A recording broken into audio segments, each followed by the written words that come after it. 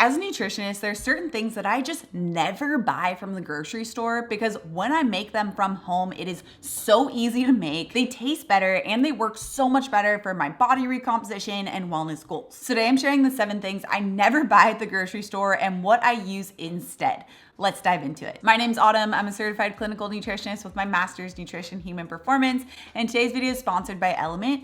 More on them in a bit. Okay, the first thing that I never buy anymore are canned beans. When you buy canned beans at the grocery store, they usually have not gone through that soaking process before they're cooked. This leaves more of the lectins and phytic acid behind that can stop our body from being able to use things like calcium, iron, phosphorus, and zinc. And depending on how much of this is left behind, it can cause issues like diarrhea and gas and bloating. However, when beans are properly soaked and cooked, it helps you drastically reduce this anti-nutrient content. This is why I like to keep a backstock of a variety of different dried beans in my pantry. That way I just always have them on hand when I want to add beans into a meal, and I can make sure that they're cooked in a way that isn't going to rob me of nutrients or cause bloating or uncomfortable GI issues. And it just tastes so much better, and it's so easy to do, and it saves a ton of money. And if you haven't cooked your own beans from scratch, it's really not intimidating. It's very simple. Here's how you do it. If I know I'm going to be adding beans to meals later in the week, like if I'm adding chickpeas to a meal or if I'm adding some black beans, I first pull the beans that I'm using out of the pantry and grab a measuring cup. From here, I measure out half the amount of beans that I actually need, because when you soak beans, they're going to double in size. So I just fill it up with water and let it sit for 24 hours before then cooking it on the stove top. So I just drain out that water that the beans had been soaking in, dump it in a pan, and then fill it up with some more water, add salt, and maybe some other seasonings that I want to add into these particular set of beans. Maybe it's cumin, maybe it's a bay leaf, or I'll just keep it really simple and just boil it with salt. I reduce that to a simmer and let it boil until done. Sometimes I'll make beans in bulk and then I'll freeze some in the freezer. That way I can just pull it out of the freezer whenever I'm ready. Okay, the second thing that I literally never buy at the grocery store is salad dressing. I never, and I mean never, buy this at the grocery store for a couple of reasons. First, the quality of the ingredients are usually so low. You're usually going to find some type of inflammatory oils in there as the base, oftentimes unnecessary added sugars or added sugars from really low quality sources like high fructose corn syrup. And the second reason why I never buy salad dressing is because you can find actually really high quality salad dressing at the grocery store. They're just really expensive. Now, if you are in a pinch, if you don't have time to make some type of salad dressing or you don't have the ingredients on hand, then absolutely get one of those higher quality salad dressings. My personal favorite is Primal Kitchens because you can usually find it pretty much at any grocery store now. But I personally never buy salad dressing because I do have such a stocked pantry that I'm able to quickly and easily make pretty much any salad dressing that I want. My go-to salad dressing that I make is my garlic Sunday salad dressing. You guys have seen me talk about it before. I've shared the recipe in one of my reels. I'll have it linked up here if you guys want to check out the full recipe, but it just requires a few ingredients of garlic, lemon juice, olive oil, and Dijon mustard, and that's it. You just give it a quick blend with an immersion blender and you have a really delicious salad dressing ready to go. This is actually the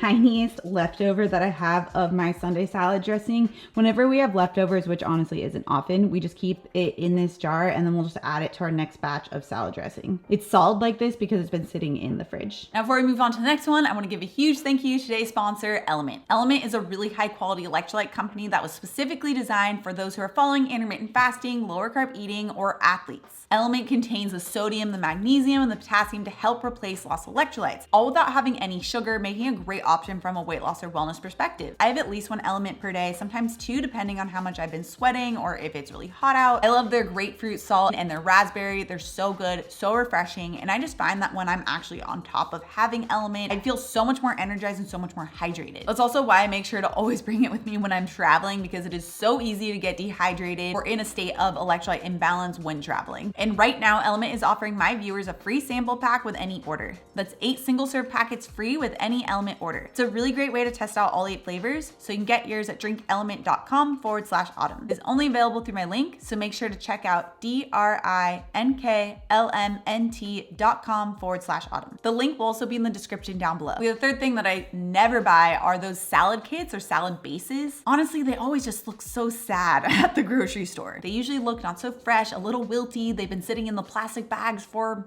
who knows how long, especially when you consider the additional time it takes to prep those salad greens and then add them into the packaging to then deliver them to the grocery store. It's not going to be nearly as fresh as the actual just lettuce or cabbage or other produce that you can add to a salad. So if I have a salad, I always make it myself. I make sure to always keep a few staples on hand, so if I want to make like a quick little side salad to whatever meal I'm having, I can. The main things I'll make sure to always keep on hand are purple cabbage, green cabbage, onions, and carrots. Even just with those 4 ingredients, you can make an amazing slaw. It can pair well with grilled chicken, with burgers, with hard-boiled eggs or scrambled eggs. I literally eat it in every single form. These are also more hearty vegetables that aren't going to go bad as quickly, so you can make sure to just keep them in your fridge when you need them. Okay, the 4th thing I never buy from the grocery store are protein waffles. Now, if you guys followed my 20-pound postpartum weight loss journey, you know that I just love protein waffles. They were the basis, they were the staple of pretty much every single breakfast and sometimes lunch of mine, and it's because it feels like such a treat even though it's a really high quality, high protein breakfast. It also really helps to keep me satisfied and satiated. But the problem is the protein waffles you're going to find at the grocery store either are made with really low quality ingredients or just don't really even have that much protein. So you can get like those pre-mixed boxes where you're making your own anyway, and usually they are still going to have a lot of processed refined carbohydrates that are going to be the base of the waffle, not really actually have anywhere close to the 25, 30, or maybe higher grams of protein that you need from that meal. So what I do instead is I make my own protein waffles. I use my zero sugar vanilla protein powder as the base.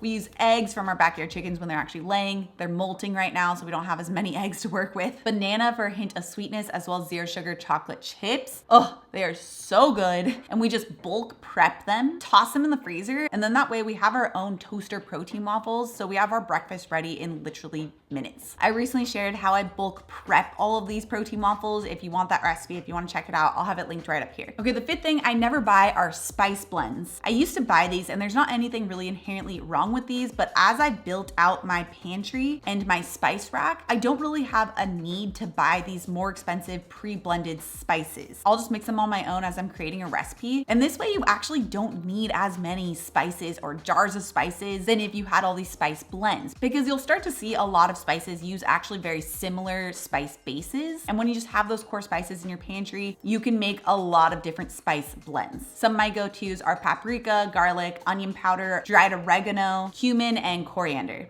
Oh, and cayenne. If you have just those, you can do a lot of different recipes. So there are a couple blends that you'll see I still have here, like curry powder is one, and then I have this za'atar blend right here. If I have any blends, it's because I was waiting to get the other ingredients that I was missing to actually make it. So like with curry powder, I think it was fenugreek powder that I was waiting for. Just received that, so I don't need to be buying curry powder anymore. But I do use curry powder quite a bit, so this is one that I probably will pre-blend together with some of my other ingredients here and put it back in the jar, just to keep things a little bit more simple for myself. Okay, 6th thing I never buy is coconut milk. And I'm talking about coconut milk from a carton, not a can, because they are different things. The ones from the carton are things that you would usually use for smoothies. So lately I've been just using water as the base of my smoothies, but if I'm going to use coconut milk, then I just make my own. Because let me tell you, it is so fast, it is so easy, and it is so much less expensive than buying coconut milk in a carton from the grocery store that it is going to like annoy you. Because coconut milk that you buy at the grocery store can be about $4 to $5 per carton, which is a lot. And I understand why almond milk in a carton is expensive, because almonds are expensive, but then you have to soak them for 24 hours before you then blend them and strain them.